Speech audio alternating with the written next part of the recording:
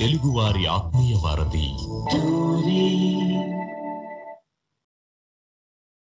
తెలుగువారి ఆత్మీయ వారధి స్టోరీలో సైన్స్ అవర్ కార్యక్రమానికి స్వాగతం. ఈ కార్యక్రమాన్ని మీకు సైన్స్ ఫర్ సొసైటీ మరియు Babu Gogineni humanists and rationalist ఇరీనా నుంచి మీకు సమర్పిస్తున్నది గోవింద్ ఫ్రమ్ కాలిఫోర్నియా. నమస్తే అండి.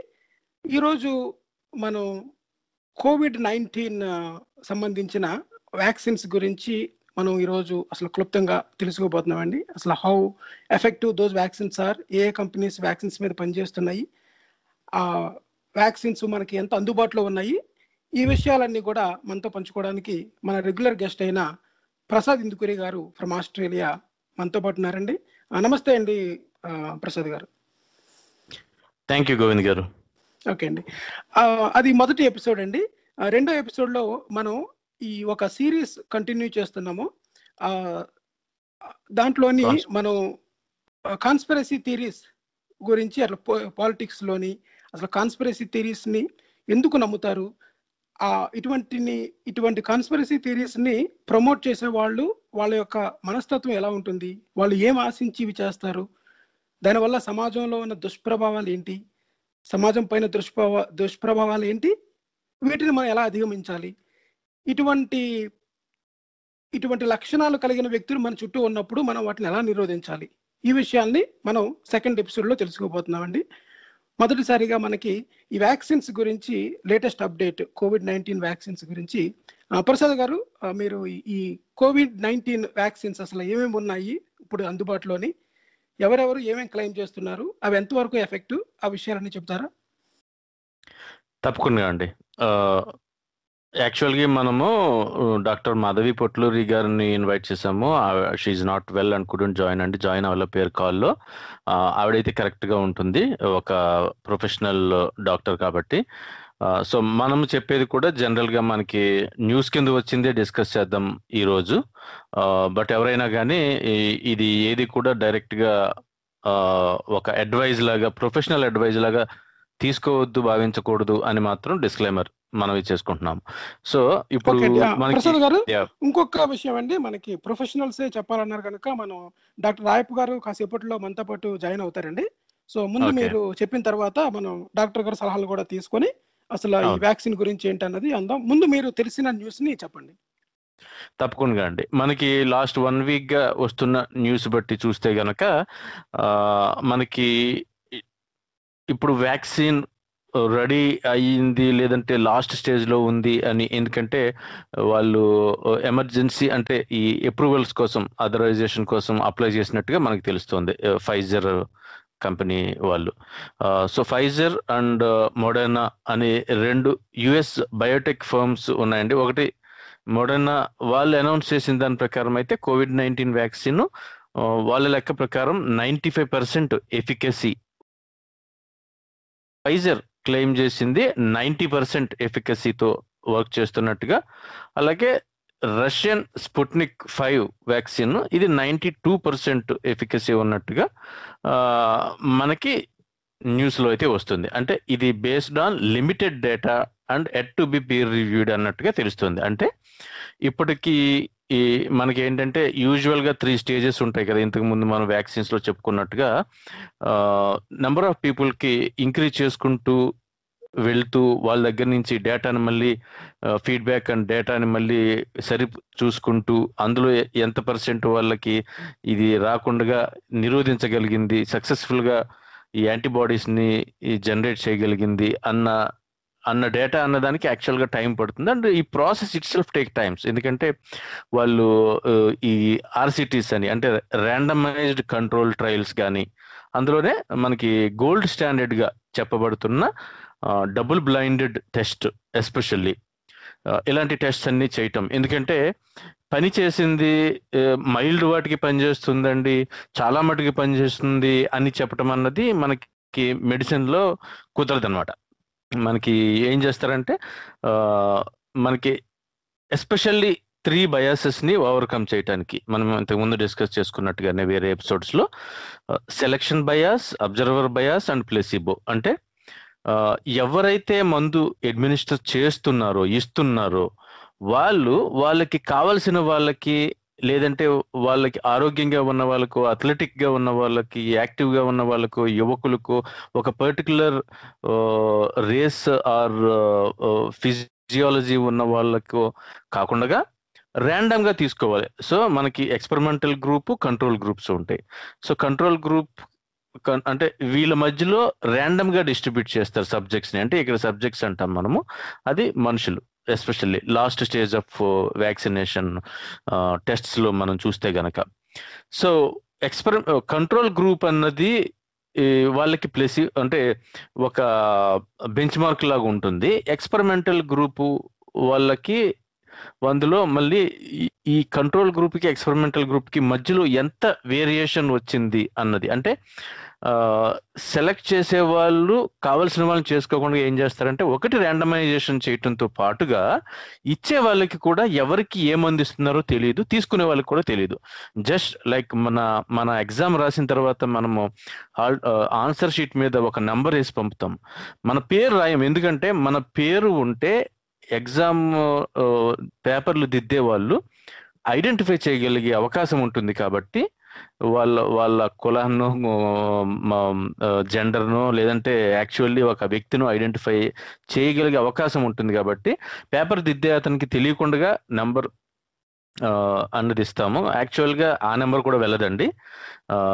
మనం వేసిన నెంబర్ కాకుండా ఆ నెంబర్కి మ్యాచింగ్ గా ఇంకొక ర్యాండమ్ నెంబర్ వేసి మనం రాసిన నెంబర్ని చింపేసి first page of the answer sheet మీద ఆ నెంబర్తో వాళ్ళకి ఇస్తారు. అంటే ఎగ్జామ్ రాసే అతనికి దిద్దే అతను తెలియదు, దిద్దే అతనికి రాసింది ఎవరో తెలియదు అనమాట.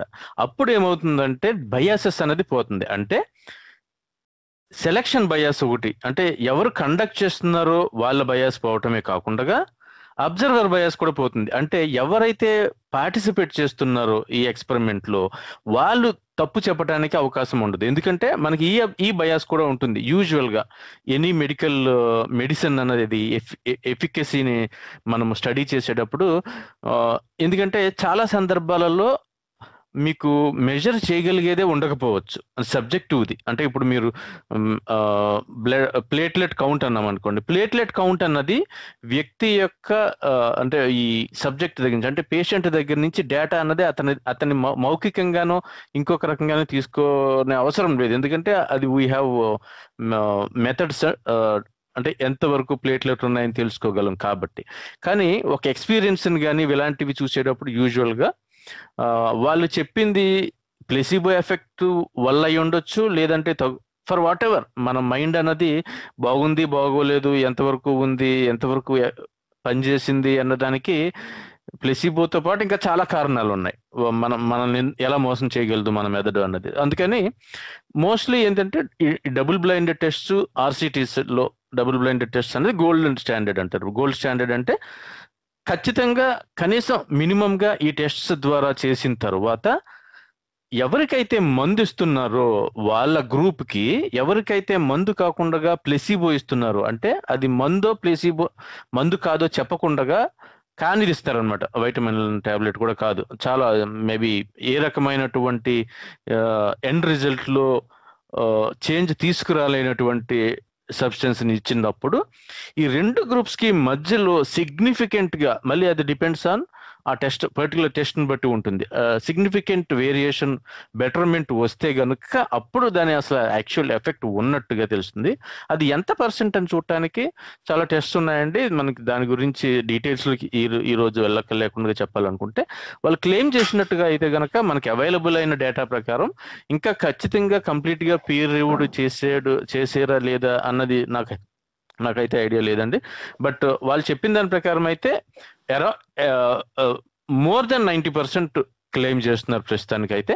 సో ఇది మనము రాబోయే కొన్ని రోజుల్లో చూడాలి. వాళ్ళు అప్లై చేసిన దాన్ని బట్టి, ఎఫ్డిఏకి వాటికి ఫాస్ట్ ట్రాక్ అప్రూవల్స్ కోసం వాళ్ళు అప్లై చేసిన దాన్ని బట్టి, ఒక రకంగా చెప్పాలనుకుంటే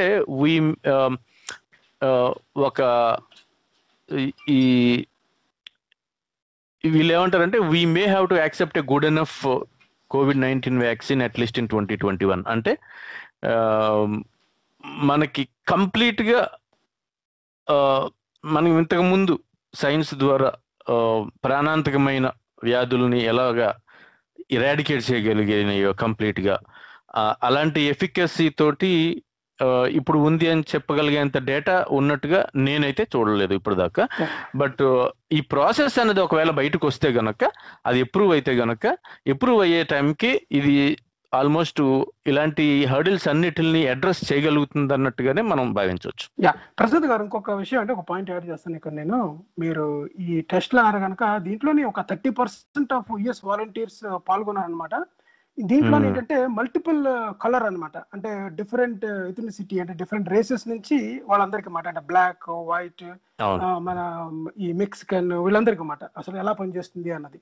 కానీ ఇంకొకటి ఏంటంటే మొట్టమొదటిసారిగా వీళ్ళు దీంట్లో అంటే ఇప్పుడు ఈ ఇయర్ లో మటుకి అంటే వ్యాక్సిన్ వచ్చేసింది మొత్తం అందరికి డిస్ట్రిబ్యూట్ అయిపోతుంది అనుకోవడానికి లేదు.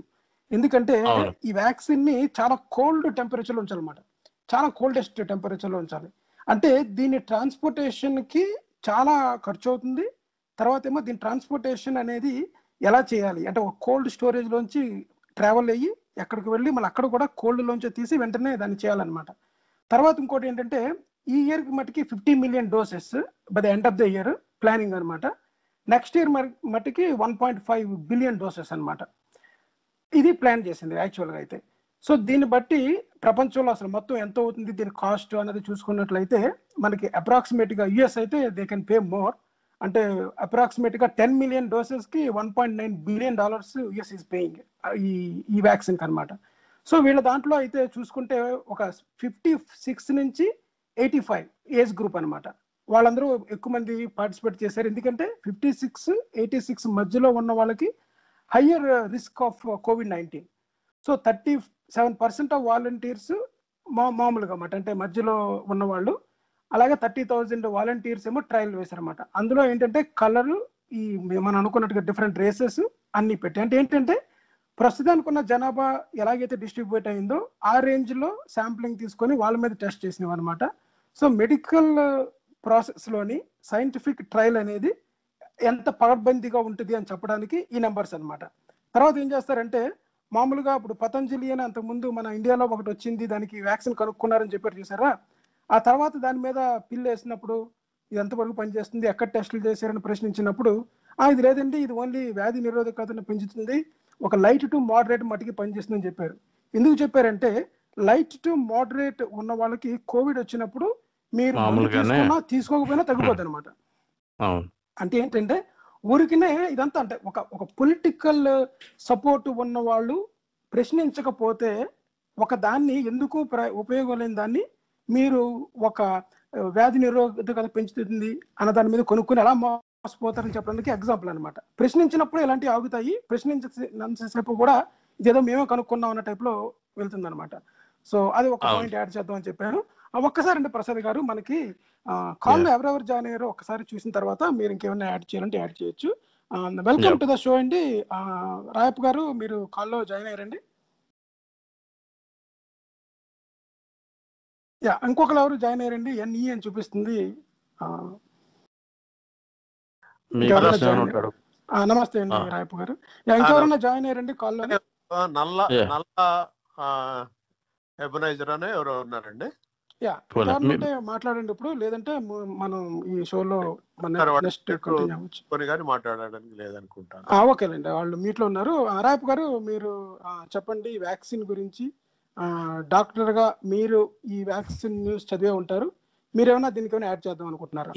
డాక్టర్ గా కంటే కూడా కామన్ మ్యాన్ గా ఒక మాట చెప్తాను. ఇంతకు ముందు ఒకప్పుడు ఈవెన్ స్మాల్ పాక్స్ తర్వాత వీటన్నిటికి వ్యాక్సిన్స్ వచ్చినప్పుడు, డిఫరెంట్ ఇన్ఫెక్షన్ డిసీజ్ వ్యాక్సిన్స్ వచ్చినప్పటికి కూడా ప్రజల యాక్సెప్టెన్స్ చాలా తక్కువ ఉండేది. దాని మీద చాలా ట్యాబూస్, చాలా డిఫరెంట్ నెగిటివ్ థింకింగ్ ఉండేది. ఇవి ఏం చేస్తాయో ఈ వ్యాక్సిన్స్, ఏం పనిచేయవో, లేకపోతే వేసుకుంటే కూడా ఏదో ఒక పాపమో లేకపోతే అమ్మవారికి మనము ఎగ్రెస్ట్ అయినట్టుగా అనే విధంగా ఒక విధమైన థాట్స్ ఉండేవి. ఇప్పుడు ఉన్నారండి, ఇప్పుడు కూడా క్రిస్టియన్ కొన్ని దాంట్లోని వాళ్ళు తీసుకోరాలి, దీని వ్యాక్సిన్ వల్ల ఆటిజం వస్తుంది అన్న అపోహ కూడా ఉంది. రైట్, అంటే ఉన్నారు కానీ ఇప్పుడు మెజారిటీ తక్కువ. మైనారిటీ ఉన్నారు. అప్పుడు మెజారిటీ యాక్సెప్ట్ చేయని వాళ్ళు ఎక్కువ ఉండేవాళ్ళు. ఇప్పుడు ఎప్పుడు వస్తుందా వ్యాక్సిన్ అని ఎదురు చూసేవాళ్ళు ఇప్పుడు ఎక్కువ ఉన్నారు. అవునండి. అంటే ఈ హలో. కోవిడ్ వాళ్ళు ఉన్నారండి. హలో, నమస్తే అండి. ఎవరండి? పేరు చెప్పి ఎక్కడి నుంచి కాల్ చేస్తున్నారో చెప్పండి. నమస్తే, అందరికీ నమస్తే అండి. నేను ఆనంద్ అండి, ఏలూరు నుండి మాట్లాడుతున్నాను. నమస్తే అండి ఆనంద్ గారు. ఒక్క నిమిషం అండి. ఇంకొకరు ఎవరో జాయిన్ అయ్యారండి.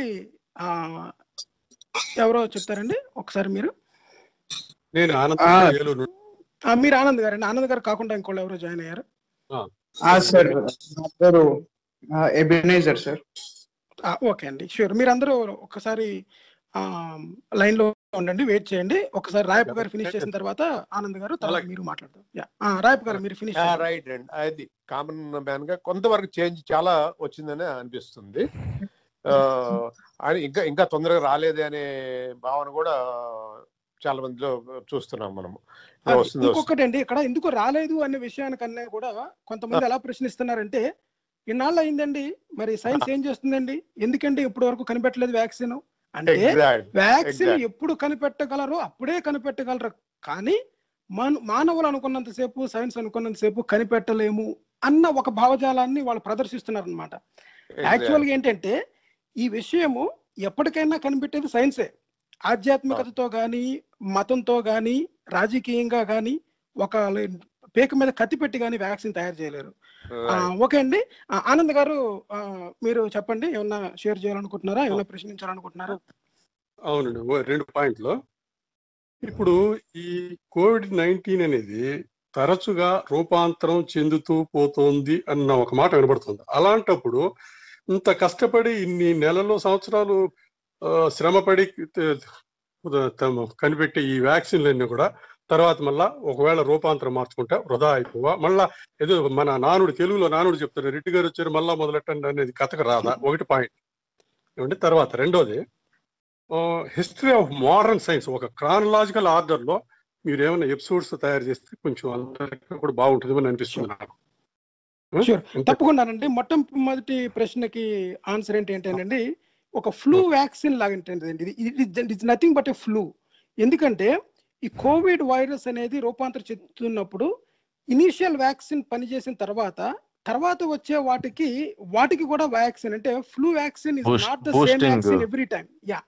కొన్నిటికి బూస్టర్ షాట్స్ ఉంటాయి, కొన్ని వాటికేమో మనకి ఈ వైరస్ గనక రూపాంతరం చెందుతున్నప్పుడు దాన్ని పటాపంచలు చేయడము, దాన్ని చైన్ బ్రేక్ చేయడం అన్నది చాలా ఈజీ అనమాట. ఇప్పుడు ఫ్లూ కూడా మీకు ఇచ్చే vaccine it is not the same vaccine. ఒకసారి కనిపెట్టిన మనకి పర్సెంటేజ్ ఆఫ్ ద ఈ వైరస్ ఒకళ్ళ నుంచి ఇంకొకరికి పాకడం అనేది, అంటే ఒకళ్ళ నుంచి ఇంకొకరికి అంటుకోవడం అనేది తగ్గుతుంది అనమాట. ఇది మొత్తం అంతా మనకి ఇప్పుడు ఎలా చెప్తారంటే, ఒక 95% ఆఫ్ ద పీపుల్ వ్యాక్సినేషన్ అయిపోయిన తర్వాత మిగతా 5% ఆఫ్ ద పీపుల్ వ్యాక్సినేషన్ తీసుకోవాల్సిన అవసరం లేదనమాట. ఎందుకంటే ఆ వైరస్ ఒకళ్ళ నుంచి ఒకరికి జంప్ చేసేది తగ్గిపోతుంది. అదొకటి. రెండోది ఏంటంటే, ఈ వైరస్ రూపాంతరం చెందడం అనేది ఎగ్జాక్ట్ గా ఈ పాయింట్ ని చాలా మంది క్యాచ్ చేయాల్సిన పాయింట్. ఎందుకు రూపాంతరం చెందుతుంది అంటే, మనం అనుకున్నాం ఈ పరిణామం అనేది ఎలా జరుగుతుంది అంటే ఈ రూపాంతరం చెందడమే అనమాట, తనకు తను తెలుసుకోవడం. చాలా మంది మనకి ఈ డార్విన్ సిద్ధాంతం పనిచేయదండి, మనం రూపాంతరం చెందదండి, ఈ పరిణామ క్రమం లేదంటారు కదా. పరిణామ క్రమం ఉంది గనకనే వైరస్ రూపాంతరం చెందుతూ మార్చుకుంటూ వెళ్తుంది అనమాట. అలా మార్చి చెందే దానికి కూడా నెక్స్ట్ ఇయర్ వ్యాక్సిన్ అంటే ఫ్లూ వ్యాక్సిన్ ఎలాగైతే వస్తుందో అలాగే కోవిడ్ వ్యాక్సిన్ కూడా నాట్ వన్ టైం వ్యాక్సిన్.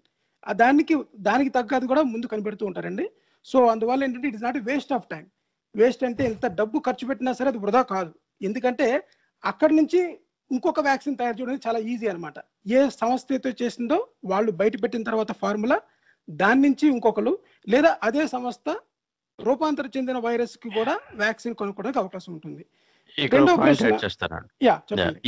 ఈ క్వశ్చన్ లో నేను ఒక పాయింట్ యాడ్ చేస్తాను. అంటే మనకి ఇట్స్ ఏ కంటిన్యూస్ ఫైట్ అనుకోవాలన్నమాట. అంటే మనం there is no system that is 100% secure అంటారు సాఫ్ట్వేర్ లో కూడా. మనకి సాఫ్ట్వేర్ మీకు కంప్యూటర్స్ ఐడియా ఉంటే గనక మీకు యాంటీవైరస్ సాఫ్ట్వేర్ కొనుక్కుంటే, మైక్రోసాఫ్ట్ ఫర్ ఎగ్జాంపుల్ ఏదైనా కంపెనీ నుంచి McAfee ఏదో తీసుకుంటే, అప్పటికి తెలిసిన అటాక్స్ కి సంబంధించిన ప్యాటర్న్స్ ని, ఫైల్స్ ని, కోడ్ ని ఐడెంటిఫై చేయగలిగే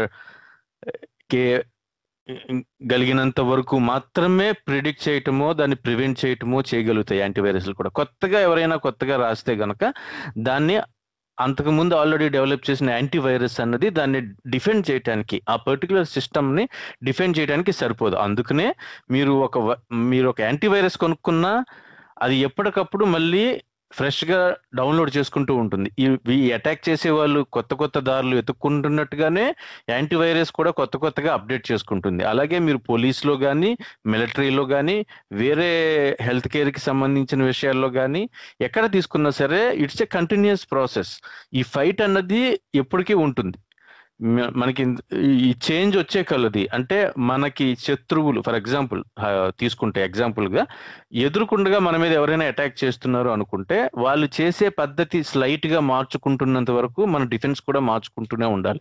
సో అందుకని ఇమీడియట్గా మనకి చాలా పాండమిక్ స్టేజ్కి వెళ్ళిపోయింది కాబట్టి దీన్ని ఇగ్నోర్ చేసేది ఒక చిన్న ఎఫెక్ట్ చాలా ఎక్కువగా ఉంది కాబట్టి గ్లోబల్గా హెల్త్ మీద, లైవ్లీహుడ్ మీద, లైవ్స్ మీద, ఎకానమీ మీద కూడా అన్ని రకాలుగా చాలా హెవీ ఇంపాక్ట్ ఉంది కాబట్టి మానవులుగా అది సహజంగా మనము డిఫెండ్ చేసుకునే పద్ధతిలో ఒక భాగంగానే మనం దాని సొల్యూషన్స్ గురించి కూడా చూస్తాం. ఫ్యూచర్లో అది ఎంత మైనర్గా లేదంటే ఎంత డిఫరెంట్గా ఈ మ్యూటేషన్స్ అన్నవి రావటం వల్ల దాని బిహేవియర్ కానీ పద్ధతి కానీ అది మారే అవకాశం ఉన్నా కానీ అప్పటికి మళ్ళీ ఇది కంటిన్యూస్గా అప్డేట్ అవుతూ బూస్టర్ షాట్స్ అన్నది maybe every year every 2 years వస్తాయి అన్నట్టుగానే మనకు తెలుస్తుంది. థ్యాంక్ యూ అండి. ఇంకొక పాయింట్ నేను యాడ్ చేస్తానండి. ఇంకొక పాయింట్ చెప్పండి.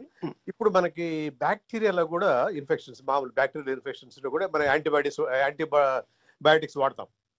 యాంటీబయాటిక్స్ కూడా ఈ రెసిస్టెన్స్ డెవలప్ అవుతా ఉంది బ్యాక్టీరియాస్ లో, అది పనిచేయడం. అప్పుడు సల్ఫాస్ వస్తేనే అప్పుడు sulpha drugs first almost antibiotics sulphas అనుకున్నప్పుడే దాదాపు 80% 90% most of the infections control అయ్యాయి. అదే ఇప్పుడు సల్ఫాస్ నథింగ్, అసలు ఏం పని చేయవు. ఆ తర్వాత పెన్సిలిన్ వచ్చింది. పెన్సిలిన్ వచ్చినాక కూడా 90% బాగా కంట్రోల్ అయిపోయాయి ఇన్ఫెక్షన్స్.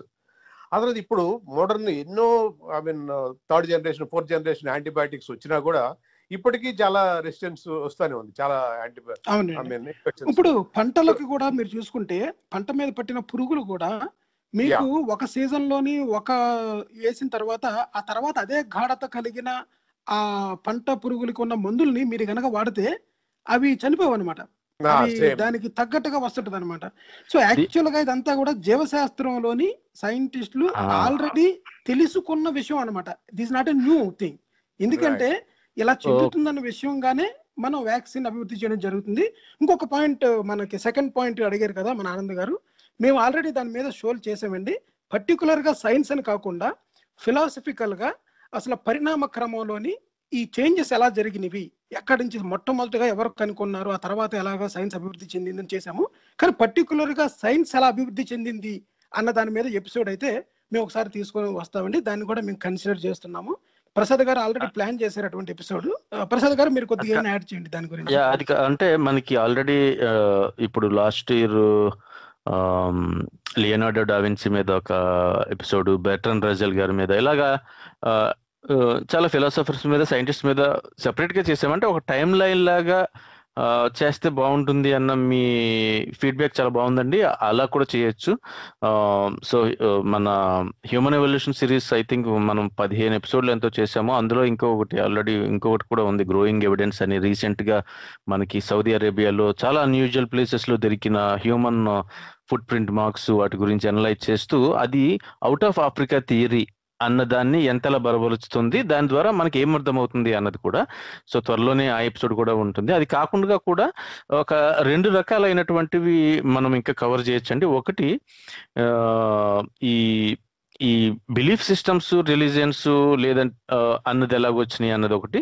ఇంకొకటి మోడర్న్ సైన్స్. థర్డ్ వచ్చేసి మన సివిలైజేషన్స్ కూడా ఇంకా కొద్దిగా డీటెయిల్గా ఏమైనా చెప్పొచ్చు. సో మేబీ అతి త్వరలోనే వాటి మీద కూడా ప్లాన్ చేసి చెప్పొచ్చు అండి.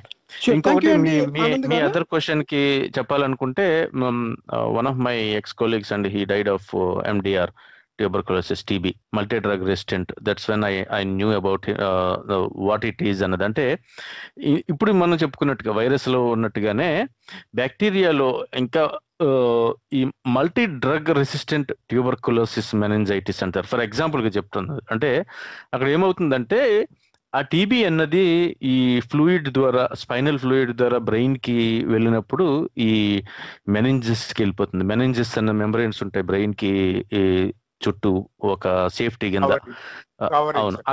అవును అక్కడికి వెళ్ళినప్పుడు అది డ్రగ్ రెసిస్టెంట్ అయిపోతుంది. అంటే మల్టీ డ్రగ్ రెసిస్టెంట్ అంటే మీరు ఏ డ్రగ్స్ యూజ్ చేసి ఫైట్ చేద్దాం అనుకుంటున్నారో అది యూజ్ చేసేటప్పుడు దానికి అలవాటు పడుతుంది. అలవాటు పడటం అంటే దానికి తట్టుకోలేనివి చనిపోగా అందులో చాలా కొద్ది మాత్రంలో ఉన్న బ్యాక్టీరియా దాన్ని తట్టుకునేది ఏమైనా ఉంటే గనక ఆ మ్యూటేషన్స్ వల్ల అగైన్ ఇక్కడ ఆ మ్యూటేషన్స్ వచ్చిన బ్యాక్టీరియా అన్నది దానికి తట్టుకుని నిలబడిపోయి అది పనిచేయదు అనమాట. మంది ఇంకా అంటే నాకు అర్థమైందని బట్టి కరెక్ట్ చేయండి మీకు ఒకవేళ అది కాకపోతే రాయప్ గారు. సో ఇది ఒకటండి. సో అది కూడా ఉంది already and it's a continuous fight even ఇంకొక విషయం అండి, యాక్చువల్ గా bacteria and virus are two different paths. ఈ రెండు ఏంటంటే యాంటీబయాటిక్స్ అనేవి బ్యాక్టీరియాకి అయితే పనిచేస్తుంది తప్ప వైరస్ కి ఏది పనిచేయదు అనమాట. వైరస్ కి ఏంటంటే డెడ్ వైరస్ అంటే ఇనాక్టివ్ ఉన్న దాన్ని తీసుకొని దానికి మనకి యాంటీబాడీస్ ప్రొడ్యూస్ అయ్యేలాగా చేసే మెథడ్ ఒకటే పనిచేస్తుంది అనమాట. సో అందువల్ల ఏంటంటే ఈ రెండు టూ డిఫరెంట్ థింగ్స్. మీకు వైరస్ అనేది ఎలా రూపాంతరం చెంది నేర్చుకుంటుంది అనే ఎగ్జాంపుల్ చెప్పడానికే బ్యాక్టీరియా సందర్భం తీసుకురావడం జరిగింది కనుక బ్యాక్టీరియా వైరస్ అనేవి టూ డిఫరెంట్ అప్రోచెస్ టోటల్ గా. ఇంకొకటి అండి, ఇంకొకరు ఉన్నారండి కాల్లో, ఇంతకు ముందు జాయిన్ అయ్యారు కదా, మీరు అడుగుతారండి లాస్ట్ లో ఇంకో క్వశ్చన్. ఎన్ఈ అన్నది కదా sir. Good morning sir. Good morning అండి. సారీ, కాలిఫోర్నియాలో ఏ టైమో మాకు తెలియదు. పర్వాలేదండి, ఈ రోజు నైట్ అండి, నైట్ 8:30 మాకు. చెప్పండి సార్. యాక్చువల్గా very thankful to you sir. మీరు మంచి ప్రోగ్రామ్ చేస్తున్నారు, చాలా విజ్ఞానాన్ని పంచుతున్నారు. హలో, థ్యాంక్ యూ అండి. మీ పేరు అన్నారు? ఎబెనైజర్ అన్నారా? Yes sir. ఓకే, ఎక్కడి నుంచి అండి మీరు కాల్ చేసేది? నేను వరంగల్ నుంచి సార్. వరంగల్. ఓకే. మీకు ఆనంద్ గారికి ఇంకా వేరే వాళ్ళకి కూడా మర్చిపోయింది, ఇందాక ఒకటి విషయం చెప్తాం అనుకుని. ఇది మన పాస్ట్ ఎపిసోడ్స్ కూడా మనకి ఆర్కైవ్స్ లో ఉంటాయండి. యూజువల్ గా ఇది వరకు టోరీ ఆర్కైవ్ లో కూడా ఉండేవి. ఒకవేళ అక్కడ లేకపోయినా కానీ మనకి ఇండియన్ హ్యూమనిస్ట్స్ అనే మన యూట్యూబ్ ఛానల్ ఒకటి ఉందండి. అందులో almost every week science hour and humanist hour కి సంబంధించినవి ప్రోగ్రామ్ అయిన విత్ ఇన్ అవర్స్ లోనే మనకి అక్కడ కూడా ఆర్కైవ్ రూపంలో అందించడం జరుగుతుంది. సో పాస్ట్ ఎపిసోడ్స్ కూడా ఎవరైనా ఇంట్రెస్ట్ ఉన్న వాళ్ళు వెళ్ళి వినవచ్చు అనమాట. Thank you sir. ప్రసాద్ గారు, ఎవల్యూషన్ ఆఫ్ ది వ్యాక్సిన్స్ గురించి ఏమైనా చెప్పారండి ఇప్పటి వరకు? వ్యాక్సిన్స్ మీద చేసామండి మనము. వ్యాక్సిన్స్ మీద 1-2 ఎపిసోడ్స్ చేసాము. అండ్ ఎస్పెషల్లీ లాస్ట్ 2-3 months లోని ఈ ఇయర్ వచ్చేసి అసలు మనము కోవిడ్ మీదే దగ్గర 15-16 ఎపిసోడ్లు చేసాం, కోవిడ్ కి దగ్గరగా ఉన్నది ఇలాంటివి.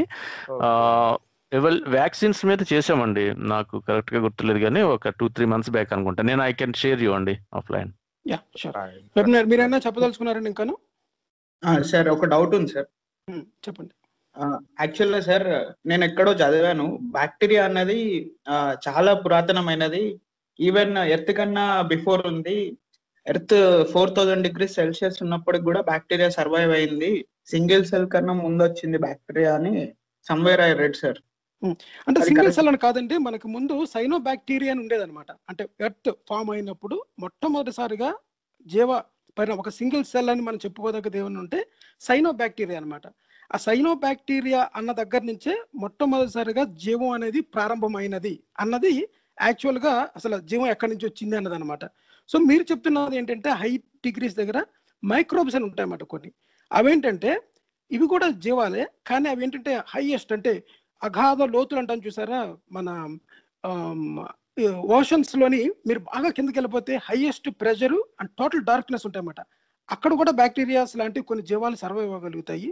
అలాగే మనకి అగ్నిపర్వతాల దగ్గర కొన్ని ఓషన్స్ లోని అగ్నిపర్వతాల దగ్గర ఉన్న హీట్ దగ్గర కూడా కొన్ని మైక్రోబ్స్ ఉండగలుగుతాయి అన్నమాట. సో ఆ విధంగా మైక్రోబ్స్ ఈ ఈ బ్యాక్టీరియా టైప్ జీవాలు అనేవి ఈ సింగిల్ సెల్ యానిమల్స్ లాంటివి ఇప్పటికీ కూడా ఉన్నాయి. అందువల్ల మనకి తెలిసిందనమాట. కానీ మనకి మొట్టమొదటి బ్యాక్టీరియా భూమి కంటే పురాతనం అని చెప్పుకోవడానికి ఏది ఉండదు. ఎందుకంటే భూమి ఫామ్ అయిన తర్వాత, ఎర్త్ ఫామ్ అయిన తర్వాత ఈ టోటల్ నెబ్యులా అంటాం కదా, ఒక టోటల్ గ్యాస్ క్లౌడ్ నుంచి సూర్యుడు ముందు మొట్టమొదటిసారిగా సన్ ఫామ్ అయ్యి, సన్ చుట్టూ ఉన్న ఈ మెటీరియల్ అంతా కొలైడ్ అయ్యి దగ్గరగా వచ్చి ప్లానెట్ గా ఫామ్ అయ్యి, ఆ ప్లానెట్స్ అన్ని సూర్యుడి దగ్గరగా తిరగడం బట్టి అవన్నీ అగ్ని గోళాల్లాగా ఉన్నప్పుడు, ఆ తర్వాత అది చల్లబడినప్పుడు దాని పైన కొన్ని రకాల రసాయనాలు కలిసి, కొన్ని రకాల ఆమ్లాలు అవన్నీ కలిసినప్పుడు అక్కడ ఈ సైనోబాక్టీరియా అనేది మొట్టమొదటిసారిగా ఆక్సిజన్ రిలీజ్ చేసింది అనమాట. అంటే అది ఒక మినియేచర్ ఫార్మ్ ఆఫ్ ఏమని చెప్పుకోవాలి, అది ఒక కిరణజన్య సంయోగి అంటారు చూసారా, ఫోటోసింథసిస్. అటువంటి దాని దగ్గర నుంచి మనకి ఈ పూర్తి క్లౌడ్స్ వాతావరణం చుట్టూ మారిపోయి అక్కడి నుంచి ఈ కొన్ని రకాల ఉష్ణోగ్రతల దగ్గర కొన్ని రకాల రసాయనాలు కలిసి ఆర్ఎన్ఏ దగ్గర నుంచి జీవం ప్రారంభమైంది అన్నది ఒక థియరీ అనమాట ఇది. సో మొట్టమొదటి బ్యాక్టీరియా అన్నదే జీవానికి ప్రారంభం అన్నమాట. సింగిల్ సెల్ అని దేన్ని అంటున్నారు, అది కూడా బ్యాక్టీరియా కింద లెక్క. కానీ మనం సింగిల్ సెల్ అని ఏదైతే అంటామో అది వేరు, బ్యాక్టీరియా వేరు కాదు. Bacteria is a categorisation of a life. Bacteria, virus, అలాగే మనకి వైరస్ కంప్లీట్ లైఫ్ కూడా కింద మనం కన్సిడర్ చేయము. ఫంగి. వైరస్ అనేది it is not a life. అదేం చెప్పాలంటే అది జీవమా నిర్జీవమా. అదేంటంటే ఏ కండిషన్స్ లేనప్పుడు దాంట్లో జీవం కనిపించదు మీకు. అది ఎప్పుడైతే మన బాడీ ఫ్లూయిడ్ లోకి ఎంటర్ అయినప్పుడు then it acts as a cell. అప్పుడు దాన్ని చూసుకొని లోపలికి వెళ్ళి మన సెల్లోకి వెళ్ళి మన సెల్లో లోపల, సెల్ అంటే మన ఈ బ్లడ్ సెల్ ఏదైనా సరే, సెల్ లోపలికి వెళ్ళి దాని లోపల ఉన్న ఈ రైబోజోమ్స్ ని యూజ్ చేసుకొని అది మ్యానుఫ్యాక్చరింగ్ చేయడం మొదలు పెడుతుంది అనమాట. It produces a lot of the same kind. So అది మాట దాని మెకానిజం. వైరస్ అనేది అది ఒక పురుగు కాదు. అది వైరస్ అనేది ఒక బ్యాక్టీరియా కాదు. వైరస్ అనేది ఏంటంటే అది ఒక డెడ్ థింగ్, అది యాక్టివేట్ అవుతుంది అనమాట. సో మీ డౌట్ క్లియర్ అయిందండి. అండ్ టైమ్ లైన్ విషయానికి వస్తే యాక్చువల్లీ మనకి ఎర్త్ అన్నది 4.543 బిలియన్ ఇయర్స్ అన్నది ఇప్పటికి మనకున్న అవగాహన ప్రకారం ఏదైతే చెప్తున్నామో దానికి చాలా తక్కువ, ఆల్మోస్ట్ 1 బిలియన్ ఇయర్స్ డిఫరెన్స్ అన్నది మనం గమనించవచ్చు. ఎందుకంటే మనకి first forms of bacteria, earliest life on land, అది బ్యాక్టీరియా లేదా దానికి దగ్గరగా ఉన్నది అనుకుంటే అది కూడా 3.22 నుంచి 3.5 బిలియన్ లేదా 3.49 బిలియన్ ఇయర్స్ అన్నట్టుగా మనకి దొరికిన ఆధారాలు బట్టి, ఎవిడెన్స్ బట్టి అయితే ఉంది. సో ఎర్త్ కన్నా ముందుది అని చెప్పడానికి ప్రస్తుతం మన దగ్గర అయితే లేదు. అంటే వేరే చోట నుంచి వచ్చింది అనుకుని ఇలాంటి ఏమైనా ఫ్యూచర్ లో life may have been origin elsewhere అన్నట్టుగా వస్తే అప్పుడు ఏమైనా మనం టైం లైన్ మార్చుకోవాలి. కానీ ఇప్పుడు మనకున్న అవగాహన ప్రకారం మనకి మల్టిపుల్ థియరీస్ ఉంటాయండి. అంటే విశ్వంలో ఉన్న ఇతర గ్రహాల నుంచి, ఉల్కల నుంచి, ఒక రకమైన ఆస్ట్రాయిడ్స్ నుంచి బయట నుంచి లైఫ్ ఇక్కడికి వచ్చింది అనేది ఒక థియరీ అనమాట. ఏ థియరీ అయినా సరే మీకేం కన్ఫర్మ్ చేస్తుంది అంటే జీవం అనేది ఎవరి యొక్క ఆధీనమో ఎవరి యొక్క సూపర్విజన్ లేకుండా దానికి అదే తయారైంది అన్నది కన్ఫర్మ్ అవుతుంది కదా. ఇప్పుడు దీని మీద కూడా ఒక ఎపిసోడ్ సిరీస్ చేద్దాం అనుకున్నాము ఇంతకు ముందు, అబియోజెనిసిస్ అనేది. సో నాన్ లైఫ్ నుంచి, అంటే ఇది చాలా చాలా మంచి ప్రశ్న అండి. యాక్చువల్ గా ఇది చాలా క్రూషియల్ క్వశ్చన్ కూడా. మనకి ఈ హేతువాదానికి గుడ్డి నమ్మకానికి మధ్యలో ఉండే ఒకానొక పెద్ద ప్రశ్న ఏంటంటే, విశ్వావిర్భావాన్ని పక్కన పెడితే రెండో పెద్ద ప్రశ్న అన్నది నిర్జీవమైనటువంటి పదార్థం నుంచి జీవం ఎలా వచ్చింది అన్నది. సో జీవానికి మౌలికంగా కావాల్సిన ఏంటి, అలాంటివి మనం ల్యాబొరేటరీలో కూడా చేయగలిగామా అన్న మిల్లర్ ఎక్స్పెరిమెంట్ ఏదో ఉంది కదా, అది దాంతో పాటుగా ఈ థియరీ ఏంటన్నది, ఈ అబియోజెనిసిస్ అన్నది మనం చదివితే అర్థం చేసుకోవచ్చు. దాని మీద కూడా మనం త్వరలో ఉన్న షో చేయొచ్చు. షూర్, తప్పకుండానండి. అదొకటి. ఇంకేమైనా ఉన్నాయండి ప్రశ్నలు మీకు? అవేనా? ఐ థింక్ మనం ఇది నేను ఒకటి చెప్పండి. ఇప్పుడు మనము ఈ విశ్వాన్ని మొత్తము ఒక సూపర్ పవర్ ఏదో నడిపిస్తుంది అని అంటారు కదా యూజువల్ గా ఆస్తిక వాదంలో. అలా నడిపిస్తుంది అన్నప్పుడు కొన్ని న్యాచురల్ డిజార్డర్స్ అంటారు. అనిపిస్తున్నప్పుడు మరి ఈ కొన్ని ఎన్నో అవకతవకలు ఏర్పడతాయి మనకు. భూకంపాలు కానీ, సునామీలు కానీ, లేకపోతే పెద్ద పెద్ద తుఫాన్లు కానీ ఇట్లాంటివి ఏర్పడుతుంది. దీన్ని ఏమంటాము మనం న్యాచురల్ డిజార్డర్స్ అంటాం. ప్రకృతి వైపరీత్యాలు. ప్రకృతి న్యాచురల్ డిజార్డర్ అంటాం. దీనికి న్యాచురల్ డిజార్డర్స్ ఎట్లా ఉంటాయో న్యాచురల్ ఆర్డర్ కూడా ఉంటుంది. న్యాచురల్ డిజార్డర్ ఎట్లా ఉంటుందో న్యాచురల్ ఆర్డర్ లో అయినప్పుడు ఒక జీవం ఏర్పడే అవకాశం కూడా ఉంటుంది. అవును. అంటే యాక్చువల్ గా బేసిక్ లాస్ ఆఫ్ ఫిజిక్స్ అంటే యాక్చువల్ గా ఈ విశ్వం అంతా కూడా కొన్ని భౌతికమైన నియమాల ద్వారా నడుస్తూ ఉంటుంది అనమాట. మనకి బేసిక్ గా 4 ఫండమెంటల్ ఫోర్సెస్ ఉంటాయి. అందుకే అలాంటి నియమాలు అలాంటి సూచనలు కోసమే మనం వేరే లైఫ్ గురించి వెతికేనప్పుడు అలాంటివి చూస్తుంటాం. ఎందుకంటే కనీసం మనకి తెలిసిన లైఫ్ కార్బన్ బేస్డ్ లైఫ్ అన్నది ఉండటానికో మొదలవటానికో థ్రైవ్ అవ్వటానికో ముందుకు వెళ్ళటానికో ఎలాంటి కండిషన్స్ ఉపయోగపడ్డాయి అన్నది చూసి అలాంటి కండిషన్స్ కోసం వెతకటం జరుగుతుంది. అంటే ఇప్పుడు మనం ఎగ్జో ప్లానెట్స్ లో ఎక్స్ట్రా వేరే లైఫ్ ఎక్కడైనా ఉందా అన్నది చూసేటప్పుడు కూడా అందుకే సో అంటే మనకి అర్థమైన లైఫ్ మనకి పాసిబిలిటీస్ అంటే కార్బన్ అన్న దాన్ని చూసుకుని ఇంకా వేరే హైడ్రోజన్ హీలియం నైట్రోజన్ ఆక్సిజన్ ఇలాంటివన్నీ కూడా ఏదైతే మూలకాలుగా పనిచేస్తాయి అనుకుంటున్నాయో అందుకని అలాగే కార్బన్ బేస్డ్ లైఫ్ అంటే సేమ్ ఇలాంటి అంటే అవును. కానీ అంటే ఇప్పుడు సిలికాన్ బేస్డ్ ఇంకొకటి మీథేన్ అనొచ్చు. కాకపోతే అట్లీస్ట్ మనకి తెలిసిందాన్ని ముందు ఎతుకుతాం కాబట్టి అండ్ మోస్ట్ కార్బన్ అనేది చాలా ఎక్కువ నంబర్ ఆఫ్ కాంబినేషన్స్ లో వర్క్ అవడానికి ఉపయోగపడుతుంది కాబట్టి మోస్ట్ లైక్లీ క్యాండిడేట్ కింద మనం దాని గురించి సెర్చ్ చేస్తే ఒకవేళ ఇలాంటి కండిషన్స్ వేరే చోట ఉంటే కనుక అది కూడా మళ్ళీ ఇన్నోవేటబుల్ అన్నట్టుగా మన బిగ్గెస్ట్ క్వశ్చన్ అనమాట. అంటే ఆల్మోస్ట్ ఇలాంటి సిచ్యువేషన్ లోనే ఇలాంటి పరిస్థితుల్లో ఉంటే అక్కడ కూడా లైఫ్ ఇలాగే మొదలు పెట్టి మేబీ చాలా రకాలుగా మళ్ళీ వృద్ధి చెందుతుందా అన్నది ఒక క్వశ్చన్ ఉంది. అవునండి. అంటే యాక్చువల్ గా మన గోల్డీ లాక్ జోన్ అన్నట్టుగా సూర్యుడి నుంచి కరెక్ట్ గా కొంత దూరంలో ఉన్నంత మటుకే నీరు ఉండడానికి అవకాశం జీవం ఉండడానికి అవకాశం ఉంది కనుక మిగతా నక్షత్రాలలోని అటువంటి కండిషన్ లోని అంత దగ్గరగా ఉన్న గ్రహాలు ఏమున్నాయో దాని మీద సెర్చ్ చేసి అక్కడ నుంచి మనకి ఏమైనా ఉంటుందా అని. కానీ we are separated in billions of అంటే మన multiple years of light years దూరంలో ఉన్నాం కనుక అక్కడి నుంచి మనకి కమ్యూనికేషన్ జరగాలి అంటే మనకి సిటీ అని ఒక ప్రోగ్రామ్ ఒక ఉందన్నమాట. ఏంటంటే అది search for extra terrestrial life. అది వాళ్ళు కనుక ఉంటే మన దగ్గర నుంచి సిగ్నల్స్ పంపిస్తే వాళ్ళు కనుక రిసీవ్ చేసుకొని మనకి ఇస్తే ఫలానా చోట జీవం ఉందని. కానీ మన ప్లానెట్ మీద ఉన్న జీవరాశుల్ని ఇప్పటి వరకు మనం పూర్తిగా ఎక్స్ప్లోర్ చేయలేదు. అంటే ఓషన్స్ లో కానీ మిగతా చోట కానీ ఉన్నాయి అన్నమాట. సో మనం ఏం చూస్తామంటే యాక్చువల్ గా అసలు ఓవరాల్ గా జీవం ఎలా పుట్టింది చెప్పు నువ్వు సమాధానం. మనకి మిగతా చోట ఇంకోటి ఉండొచ్చు కదా, ప్యారలల్ యూనివర్స్ ఉండొచ్చు కదా అని. ఇటువంటి ఎందుకు అంటే valid scientific question is a valid scientific questions. నువ్వు చెప్పేదంతా తప్పు, ఎందుకంటే నీకే ఇంకా విశ్వం అర్థం కాలేదు, బిగ్ బ్యాంగ్ ఎలా జరిగిందో చెప్పు. అటువంటి దగ్గర ఆగిపోవడం ద్వారా ఏం జరుగుతుందంటే ఇదంతా చెప్పేది తప్పు అన్న రిసీవింగ్ ఎండ్ లో ఉన్నారు తప్ప ఈ సైన్స్ చెప్పేది ఏంటి, అసలు సైన్స్ రియల్ గా ఏంటి. సైన్స్ అనేది ఒక వ్యక్తి కాదు. Science no one is claiming that అపన అంటే మేరా నాది అని ఎవరో క్లెయిమ్ చేసుకోవట్లేదు. సైన్స్ అనేది ఒక మెథడ్ అనమాట. అది ఎవరు ఫాలో అవుతారో వాళ్ళే సక్సీడ్ అవుతారు. అంతే తప్ప మేము సైన్స్ ని భుజాల మీద ఎక్కించుకొని సైన్స్ ని రిప్రజెంట్ చేయడం కాదు. Science every one is following. ఈ స్వామీజీలు కానీ వాళ్ళు మాట్లాడే ఈ వాట్సాప్ కానీ యూట్యూబ్ కానీ అది కూడా సైన్సే. సైన్స్ ని ఉపయోగించుకుంటూ సైన్స్ ని విమర్శించే వాళ్ళకంటే సైన్స్ ని ఉపయోగించుకుంటూ సైన్స్ ని ప్రేమించే వాళ్ళు కావాలి మనకి. టెంపర్ కావాలి, టెంపర్మెంట్. రైట్. ఇంకా అయిపోయిందండి మనకి ఈ ఎపిసోడ్ కంప్లీట్ అయిందండి. ఇప్పటితోనే ఈ న్యాచురల్ డిజార్డర్ ఆర్డర్ లోనే మనము ఈ బిగ్ బ్యాంగ్ ని చూడొచ్చు ఒక విధంగా. అవునండి. న్యాచురల్ డిజార్డర్ కానీ లేదా న్యాచురల్ ఆర్డర్ కానీ జరిగినప్పుడు ఒక సమయంలో ఈ బిగ్ బ్యాంగ్ కానీ లేకపోతే చిన్న చిన్న బ్యాంగ్స్ కానీ జరిగి ఒక నిర్జీవం నుంచి జీవం వచ్చే అవకాశం ఉంటుందండి. ఏదైనా ప్రశ్న అది కాదు. ముఖ్యంగా మీరు ప్రసాద్ గారు చెప్పండి.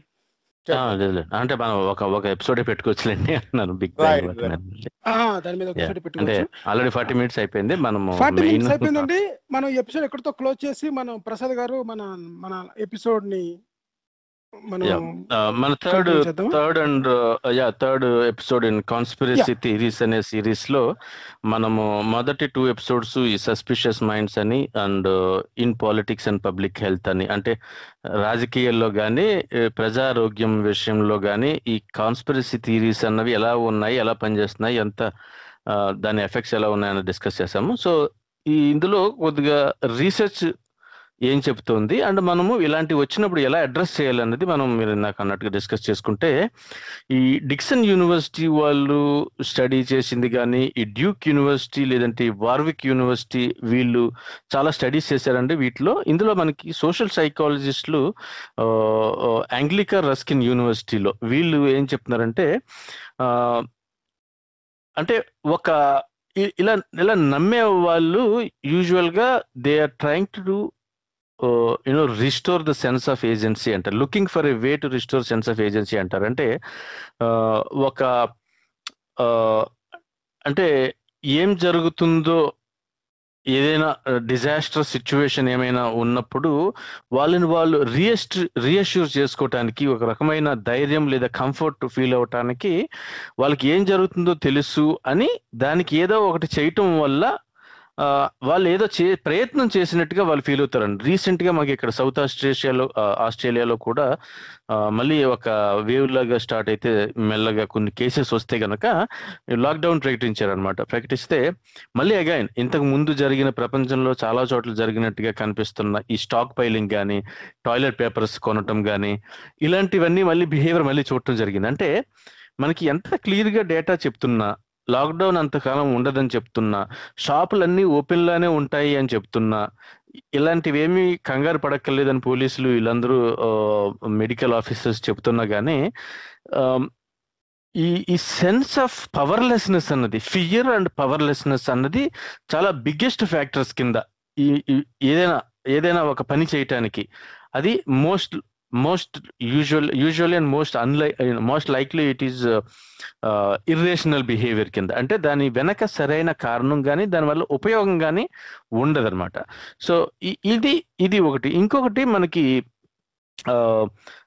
ఈ ఒక 5 స్టడీస్ జరిగినట్టుగా తెలుస్తుంది. ఒక 264 అమెరికన్స్ మధ్య రీసెంట్ గా చేసిన టెస్ట్ లో వాళ్ళు ఏం చేశారంటే, ఈ ర్యాండమ్ కాయిన్ టాసెస్ ఏముంటాయో, అంటే కాయిన్ ని ర్యాండమ్ గా టాస్ చేయటం, వరుసగా చేసి ఆ నంబర్స్ ని వరుసగా తీసుకుని అది ప్రజెంట్ చేసినప్పుడు అందులో ప్యాటర్న్స్ ని, ఎంతమంది ప్యాటర్న్స్ ని వెతుకుతున్నారు, ఎంతమంది వెతకలేకపోతున్నారు అన్నది చూస్తే గనక ఈ చాలా మంది, ఈ కొద్ది మంది, ఆల్మోస్ట్ సగం మంది అందులో కూడా, అంటే వాళ్ళకి చెప్పకర్లేదు, వాళ్ళకి తెలుసో తెలియకుండా కూడా మీరు హెడ్ టాస్ అని ఏదైనా ఒకటి ఇచ్చి ఇందులో ఏమైనా ప్యాటర్న్ ఉందా అంటే, ఉన్నా లేకపోయినా అందులో ప్యాటర్న్ వెతికే వాళ్ళు చాలా మంది ఉన్నట్టుగా, అంటే మోర్ దెన్ 50 ఆర్ అట్లీస్ట్ 50% ఉన్నట్టుగా మనకు తెలుస్తుంది.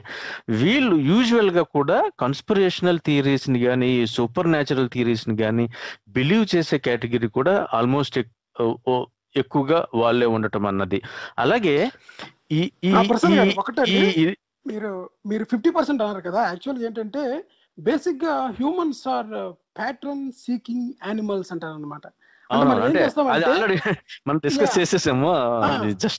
అంటే మామూలుగా ఎక్కువ మంది అందరూ ప్యాటర్న్ సీకింగ్ చేస్తామన్నమాట. ఆ ప్యాటర్న్ రావడానికి ఏదో ఒక ఫార్ములా ఉంది, దీన్ని బట్టి ఇదంతా జరుగుతుంది చూసామని నమ్మేవాడు ఎక్కువ మంది ఉంటారు అనమాట. సో మీరు చెప్పండి. అదే ప్రతి పనికి ఒక కారణము ఎవరో ఒక చేసిన వాళ్ళు ఉంటారు అన్నట్టుగా, అంటే ర్యాండమ్ గా అండ్ మ్యూచువల్, అంటే ఏ రకమైన లింక్ లేకపోయినా సరే. సో ఈ స్టడీలో తెలిసింది ఏంటంటే, ఈ కంపల్షన్ ఏదైతే ఉందో, అంటే ప్యాటర్న్స్ ని ఈ ఇర్రేషనల్ బిలీఫ్స్ నో లేదంటే ఈ కొరిలేషన్, అక్కడ సంబంధం లేకపోయినా ఈ లింకింగ్ అనేది చేసే కంపల్షన్ ఏదైతే ఉందో వాళ్ళు యూజువల్ గా ఎక్స్ట్రీమ్లీ పారనాయిడ్ అని, అంటే deep suspicion of other people, వేరే వాళ్ళ మీద చాలా అనుమానంగా ఉంటూ, అలాగే ఎక్కువగా ఇంతకుముందు చెప్పినట్టుగా ఈ పారానార్మల్ యాక్టివిటీస్ కానీ, డ్రాకులా స్టోరీస్ అని, లేదా dooms day end of days అని, ఎప్పుడు అంతమైపోతుంది భూమి అని, లేదంటే ఆల్రెడీ ఎవరో ఏదో చెప్పేశారు ఎప్పుడో, లేదంటే ఇప్పుడు చెప్పేది ఎప్పుడో జరుగుతుందని ఈ ప్రొఫెషన్స్ ప్రిడిక్షన్స్ ని నమ్మేవాళ్ళు కానీ, లేదంటే ఆస్ట్రాలజీ, న్యూమరాలజీ, ఇంకా మనకి దెర్ ఇస్ నో ఎండ్. అంటే ఈ యూజువల్ గా కూడా ఇవన్నీ నమ్మేవాళ్ళు, బలంగా నమ్మేవాళ్ళు ఎక్కువగా ఇలాంటి ఇన్ఫర్మేషన్ ని తీసుకోవటం కానీ, లేదంటే దాన్ని బలంగా నమ్మటం కానీ, వేరే వాళ్ళకి చెప్పటానికి ట్రై చేయటం కానీ ఉన్నట్టుగా మనకి ఈ ఈ స్టడీస్ లో తెలుస్తుంది. దీన్నే జడ్జిమెంట్ డే అని కూడా అంటారు. ఈ డూమ్స్ డే ఏమన్నారో ఫైనల్ జడ్జిమెంట్ డే అంటారు. ఆల్మోస్ట్ అన్ని చోట్ల ఉంది, అన్ని కల్చర్స్ లోని కూడా అది మనం చూస్తాం. అండ్ చాలా సందర్భాలలో అవి ఫాల్స్ అని, తప్పని అలాంటిది ఏమీ లేదన్నట్టుగానే మనకి తెలుస్తుంది. ఈవెన్ ఈ ప్రొఫెషన్స్ గురించి కూడా మనం ఇంతకుముందు ఒక ఎపిసోడ్ లో చేసినట్టు నోస్ట్రాడమస్ గానీ మన బ్రహ్మం గారు చెప్పారు అన్నట్టుగా, ప్రొఫెసైజ్ చేసి చెప్పారు అన్నట్టుగా, లేదంటే అందులో చాలా జరిగినాయి అన్నట్టుగా చేసింది యాక్చువల్ డేటా పట్టుకును యాక్చువల్ గా ఆయన గోవింద వాక్యాలు చూసిన తర్వాత మనము ఎప్పటికప్పుడు జరిగిన తర్వాత అందులో చొప్పించిన విషయాలు కాకుండా ఒరిజినల్ది తీసుకున్నా కానీ అందులో చాలా తక్కువ పర్సెంట్, అది కూడా కాలక్రమేణా జరిగేవే చెప్పటమే మనం చూస్తాము. లేదంటే జరుగుతాయి జాగ్రత్తగా ఉండకపోతే అని హెచ్చరించటం వరకునే మనం తీసుకుంటే సరిపోతుంది అనమాట. అలా తర్వాత ఇంకోటి ఏంటంటే ప్రసాద్ గారు, కాల జ్ఞానం అంటే ఉండదండి. కాలము జ్ఞానము ఈ రెండు వేరు వేరు విషయాలు అనమాట. కాలము అంటే టైం అనమాట. టైంకి సంబంధించిన జ్ఞానం అంటే ఏంటంటే ఫ్యూచర్ లో జరగబోయే సంఘటనలకి తెలిసిన ఈ జ్ఞానం దాని యొక్క ముందుగానే మనకు తెలిసిపోతుంది అనుకోవడం అన్నమాట. సో ఈ సృష్టి అంటారు కదా, మనకి దీని మతం దాని ప్రకారంగా కూడా మీరు ఏ విధంగా చూసినా సరే ఈ భౌతిక ప్రపంచంలోని ముందుగా జరగబోయేది ఎవరికి ఎప్పటికీ తెలియదు అనమాట. మీరు కళ్ళు మూసుకున్నా తెలియదు, కళ్ళు తెరుచుకున్నా తెలియదు. అలాగే కనుక తెలిసినట్లయితే రేపు స్టాక్ మార్కెట్ ఏమవుతుందో అన్న విషయము బ్రహ్మం గారికి, నాస్ట్రాడమస్ గారికి ముందుగానే తెలిసిపోవాలి కదా. అలాంటప్పుడు every one can be A billionaire కూడా కాదు, $1 trillion మీ అకౌంట్ లో ఉంటాయి. ఇఫ్ యు నో అంటే మీరు అలా అంటున్నారు, నేను చాలా ప్రెడిక్ట్ చేసి నేను నా యూట్యూబ్ లో కూడా ఉన్నాయండి. తెలుస్తుంది అంటే ఎప్పుడు తెలుస్తుంది అంటే, ఎలాంటివి తెలుస్తుంది అంటే, ఇప్పుడు ఎక్కడో ఏదో వస్తుంది అని 10 రకాల రాళ్ళు నేను వేస్తే ఏదో ఒకటి ఎప్పుడో తగులుతుంది. నెక్స్ట్ 1000 సంవత్సరాల్లో, 1000 సంవత్సరాల్లో నేను పశ్చిమాన ఏదో వస్తుంది, అక్కడ ఇంతమంది చచ్చిపోతారు అని చెప్పాను అనుకోండి, ఎవరికి వాళ్ళకి వెస్ట్ సైడ్ ఏమైనా రాగల 1000 సంవత్సరాల్లో ఎప్పుడు ఎక్కడ ఏం జరిగినా సరే నన్ను దేవుని చేసేస్తారు అనమాట. అంటే ఇలాంటి కెలామిటీస్ కానీ, అంటే స్పెసిఫిక్ గా టైం లేదు కాబట్టి, ఇప్పుడు టైము డేటు చెప్పి ఈ రోజున భూకంపం అవుతుందని చెప్పినోడు ఎవడూ లేడు. మొత్తం మానవ డాక్యుమెంటెడ్ హ్యూమన్ హిస్టరీలో ఎప్పుడు కూడా ఒక భూకంపం అవుతుంది ఫలానా రోజు అన్నది ఎవరు లేదు. అంటే చాలా మంది చెప్పేస్తే ఎక్కడో ఒకరోజు రచ్ అవటం వేరు. అంటే ఈ సంవత్సరం ఆగస్టులో ఇక్కడ రావచ్చు అని చెబితే కర్మకాలి అక్కడ అదే సమయానికి వస్తే అతను పంట పండినట్టు, అలాంటి విషయాలు కాకుండా దానికి డిస్క్లైమర్ ఉందండి. దానికి డిస్క్లైమర్ ఏంటంటే, నా జ్యోతిష్యం నేను చెప్తాను, గ్రహాల ప్రకారంగా ఇది జరిగి తీరాలి. జరగలేదు అంటే పూర్వజన్మలో నువ్వేదో చేసుంటావు, పూర్వజన్మలో నీ కర్మల ప్రకారంగా, లేదా నేను చెప్పిన వ్రతం కానీ నియమం కానీ నువ్వు సరిగ్గా పాటించలేదు, అందుకే జరగలేదు. So majority of the people, ఎక్కువ మంది దేనికి పడిపోతారంటే, ఈ మీరు అన్నారు కదా టైం లేకుండా చెప్పేది, అప్పుడు కాలజ్ఞానం అవుతుంది. కాలజ్ఞానం అంటే టైం ఉండాలి. కాలం అన్నారు కదా, కాలం అన్నప్పుడు మీ టైం చెప్పాలి. ఆ టైం చెప్పకుండా ఇప్పుడొకప్పుడు జరుగుద్ది అంటే, ఇప్పుడు ఎగిరే కార్లు వస్తాయని ఇప్పుడే చెప్పొచ్చు కదండి. ఇప్పుడు ఎలాన్ మస్క్ చేస్తున్నాయని చూసి మీరు చెప్పొచ్చు, ఎగిరే ట్యాక్సీలు వస్తాయని చెప్పొచ్చు. మీరు 5th ఎలిమెంట్ మూవీ కనుక చూసినట్లయితే దాంట్లో మల్టీ లేయర్ ట్రాఫిక్ ఉంటుంది అనమాట. ఇక్కడ ఆకాశం పైనే మెక్డొనాల్డ్ ఉంటుంది, కార్లు ట్యాక్సీలు ఎగిరి వెళ్తుంటాయి అనమాట. సో అటువంటి వాటిని ప్రిడిక్షన్ చేసినప్పుడు అదంతా సైఫై మూవీ అవుతుంది. సైఫై మూవీ రియల్ గా పాసిబుల్ అవుతుంది. స్టార్ టెక్ కానీ, లేకపోతే మీరు ఏదైనా మూవీ చూసినప్పుడు ఆ మూవీలో ఉన్నవన్నీ మళ్ళీ జరుగుతుంటాయి అనమాట. సో అంత మాత్రం అది కాలజ్ఞానం అవుతుంది. ఓకే అండి. ఇంకా కమింగ్ బ్యాక్, ఇంకా 10 minutes ఉంది మనకి. సో ఈ ఫియర్ అండ్ పవర్లెస్నెస్ అన్నది ఒక బిగ్గెస్ట్ ఫ్యాక్టర్ కింద మనకి చెప్తారు. అంటే మనకి భయం అన్నది ఏ రకంగా అయితే మనకి ఎవల్యూషనరీ అడ్వాంటేజ్ కింద ఉందో, భయపడటం అన్నది లేదంటే జాగ్రత్త పడటానికి అన్నది దానికి మూలం కింద ఎలా పనిచేస్తుందో, ఇది ఫియర్ అన్నది మన బ్రెయిన్ లో ఈ ఎమెగ్డలా అన్న ప్లేస్ లో అది యాక్ట్ చేయటం అండ్ అది డైరెక్ట్ చేస్తుంది. అంటే ఈ సిచ్యువేషన్ ని అసెస్ చేయటానికి, అంటే ఒక పరిస్థితిని అంచనా వేయటానికి, దాంట్లో ప్యాటర్న్స్ వెతుక్కుని దానికి ఏ రెమెడీ చేసి బయటపడాలి అనే ఈ ప్రాసెస్ ఏదైతే ఉందో, ఇందులో ఈ ఫియర్ అన్నది కానీ, లేదంటే పవర్లెస్నెస్ అంటే ఏమీ చెయ్యలేని తనము, నిరాశ, అంటే దాని ఏమంటారు తెలుగులో, అంటే అసహాయత. అంటే అసహాయత ఉండొచ్చు, తర్వాత ఏంటో వార్ టైంలో ఎక్కువగా వార్ జరిగినప్పుడు కానీ, విపరీతమైన మనకి కొన్ని వస్తాయి పాండమిక్ వచ్చినప్పుడు కానీ, లేకపోతే రెసిషన్ వచ్చినప్పుడు కానీ ఇటువంటి ఎన్వైరన్మెంట్ క్రియేట్ అవుతుంది అనమాట. అవును. సో ఇలాంటప్పుడు ఇలాంటి ఈ హార్డ్ టైమ్స్ లో ఈ వీళ్ళు దే లుక్ ఫర్ ఎక్స్ప్లెనేషన్స్. అంటే ఒక మనిషి కావాలి, అంటే ఒక విక్టిమ్ ఉంటారు మోస్ట్ లైక్లీ వాళ్ళే కానీ, ఒక గ్రూప్ ఆఫ్ పీపుల్ కానీ, అలాగే they look for an agent or an agency who is doing bad things. అంటే ఒక 5G టెక్నాలజీ లాంటిది గాను, లేదంటే ఒక గవర్నమెంట్ అనో, లేదంటే వేరే దేశం, ఒక చైనా వాళ్ళు ఎలా చేస్తున్నారనో, వేరే వాళ్ళు చేస్తున్నారు అన్నట్టుగానే.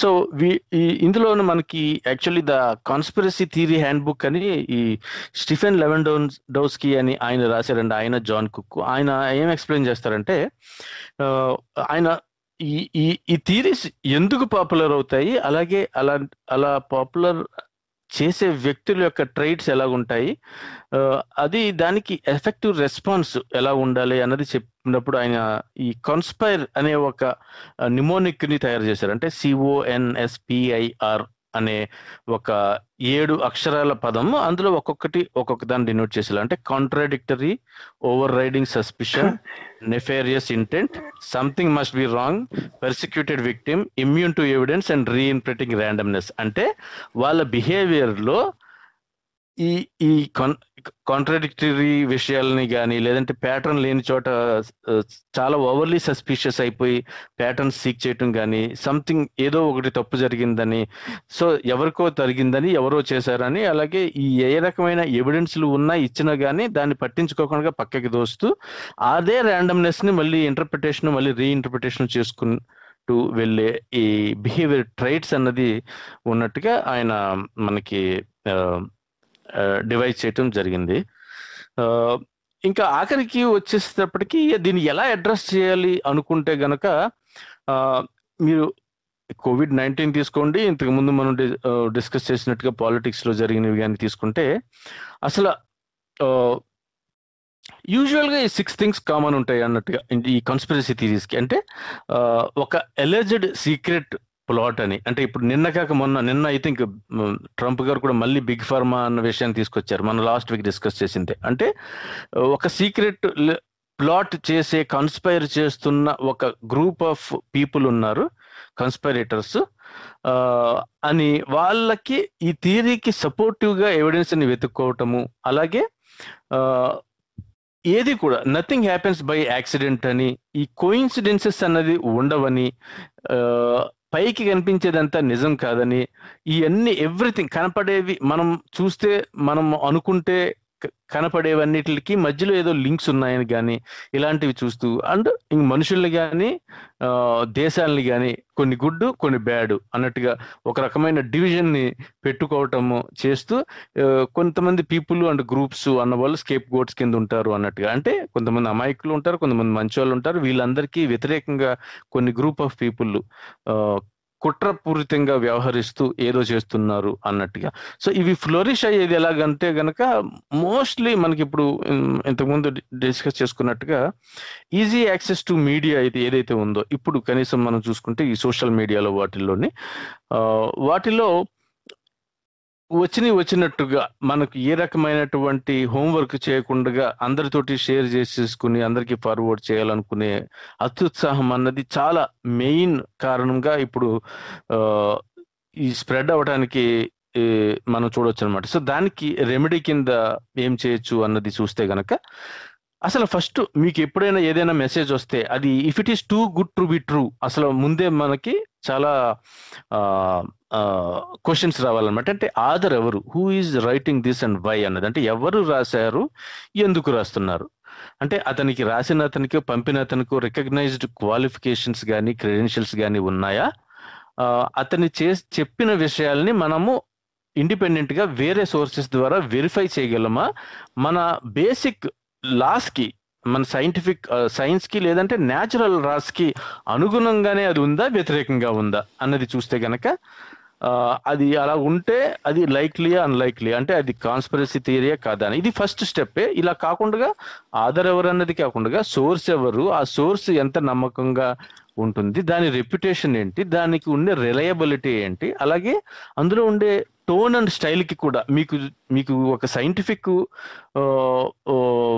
జర్నల్లో వచ్చింది కానీ ఒక రెప్యూటెడ్ న్యూస్ పేపర్లో వచ్చింది దాని కానీ అందులో ఉండే బ్యాలెన్స్, ఫెయిర్నెస్, స్టైలు ఉందా, లేదంటే ఒక సెన్సేషనలిస్ట్ గా యూనిడైమెన్షనల్ వన్ డైమెన్షనల్ గా ఒక కొత్తగా ఏదో తయారు చేసాము చూడండి, ఇవన్నిటికీ మధ్యలో ఉండే లింక్ ఇది, సో దీనివల్ల ఎలా జరుగుతుంది అన్నట్టుగా ఒక కుట్ర ఏదో బయట పెడుతున్నట్టుగా సెన్సేషనలిస్ట్ గా ఉందా, ఇలాంటివి చూస్తే కనుక మనకి అది నిజంగా వేరే వాళ్ళకి కూడా షేర్ చేయాలా వద్దా, చెయ్యాలా చేయకూడదా అన్నది కూడా చూసుకోవాలి. అంటే నాకేమీ తెలియదు వచ్చిందే కేవలం ఫార్వర్డ్ చేశాను అన్నట్టుగా కాకుండా ఎవరికి వాళ్ళు కూడా దీని గురించి క్వశ్చన్ చేస్తూ వెనక్కి మళ్ళీ అవసరమైతే గనక ప్రశ్న వేస్తూ రివర్స్ చైన్ కూడా క్రియేట్ చేసుకోవాలి అన్నట్టుగా మనం అనుకోవచ్చు అనమాట. సో అంటే ఎక్కువగా నుండి ఈ ఫేస్బుక్ లోని మన లేకపోతే వాట్సాప్ లోని ఫార్వర్డ్ అయ్యే మెసేజ్లు ఏముంటాయంటే దానికి ఒక ఆధార్ అంటూ ఎవరు ఉండరు అనమాట. అది అలా ఫార్వర్డ్ అవుతూ వెళ్తుందంటే ఇప్పుడు రిలవెంట్ సోర్స్ అని ఎక్కడ చూడాలి అంటే మనకి ఇప్పుడు ఈ అథెంటిక్ వెబ్సైట్స్ కానీ లేకపోతే మనకి న్యూస్ పేపర్స్ ఉంటాయి కదా, మనకి ఇప్పుడు న్యూయార్క్ టైమ్స్ కానీ లేకపోతే గార్డియన్ కానీ ఇటువంటి న్యూస్ అక్కడ ఏదన్నా వచ్చి అక్కడ ఆర్టికల్ వచ్చి దాన్ని చేసినప్పుడు అదొకటి. రెండోది ఇప్పుడు నాసా వెబ్సైట్ లాంటిది కానీ ఒక సైంటిఫిక్ కమిటీ దాని మీద వర్క్ చేసినప్పుడు అన్ని నేషనల్ మీడియాస్లో మీకు వచ్చేస్తుంది అనమాట. అది అంతే తప్ప మీకు ఓన్లీ ఒక గూడు పుటానిలాగా చెవిలో చెప్పినట్టుగా గుసగుసలాడినట్టుగా ఉండదు. ఇవన్నీ కూడా చెవిలో చెప్పినట్టుగా గుసగుసలాడినట్టుగా నీకు కూడా చెప్తాను తెలుసా నీకు ఎందుకు చేశారు వాళ్ళు, దీని వెనకాల అంత రష్యా ఉంది సంగతి తెలుసా నీకు, దీని వెనకాల నార్త్ కొరియా ఉంది తెలుసా నీకు, ఆ టైపు ప్రచారం జరుగుతుంది అనమాట. సో అందువల్ల ఏంటంటే ఎవరికి కూడా అంత టైం ఉండదు. ఒక ఆర్టికల్ వచ్చినప్పుడు దాన్ని తీసుకొని దాని సోర్స్ ని ఫ్యాక్ట్ చెక్ చేసేంత ఉండదు అనమాట. అత్యుత్సాహం ఎక్కువ, వెంటనే అది చదివేసేసి నమ్మేసి ఆ నమ్మేయడం అనే బలహీనత ఉండబట్టే ఇటువంటివన్నీ కూడా ముందుకెళ్తుంటాయి అనమాట. తర్వాత ఏంటంటే రెసిస్టెన్స్ అనమాట, దే కెనాట్ చేంజ్, అదొకటి. సో మీరు మిగతా 3 పాయింట్స్ చెప్పండి, లాస్ట్ లో ఒకసారి రాయప్ప గారిని మాట్లాడి పెట్టేద్దాం. ఇంకొకటి అండి, ఇందులోనే మనకి ఈ అడ్రస్ చేసే విషయంలో మనకి ప్రీ బంకింగ్ అండ్ డీబంకింగ్ అని ఉంది. అంటే ఈ కొంతమంది ఎంపవర్డ్ పీపుల్ ఎవరు ఉంటారు మోర్ రెసిలియంట్ వాళ్ళు ఏంటంటే they have to warn people early, అంటే ఈ కాన్స్పిరసీ థియరీస్ ఇలా ఉన్నాయని చెప్పడం దగ్గర నుంచి ఈ రేషనల్ థింకింగ్ హేతుబద్ధంగా ఆలోచించడం, ప్రశ్నించడం, ఫ్యాక్ట్ చెక్ చేయటం ఎలాగో చెప్పడం కానీ, అంటే మనకి ఎవరైనా తెలిసిన వాళ్ళు ఎవరైనా ఇలాంటి వాటిలో ఉంటే కనుక అదే ఒకటి. అలాగే ఇలాంటి కాన్స్పిరసీ థియరీస్ ఎన్ని వస్తున్నాయి, ఎలాగొస్తున్నాయి, దీని వెనక కారణం ఏంటి అన్న అవేర్నెస్ క్రియేట్ చేయటం ఒకటి.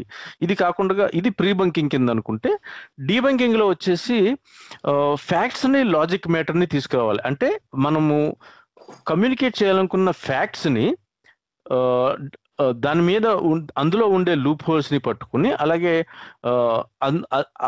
వాళ్ళు పంపుతున్న విషయంలో ఉండే సోర్స్ కానీ ఆధార్ కానీ దాని వెనక వాళ్ళు చెప్పే లాజిక్ ని కానీ టార్గెట్ చేస్తూ దాని వైపు ప్రశ్నిస్తూ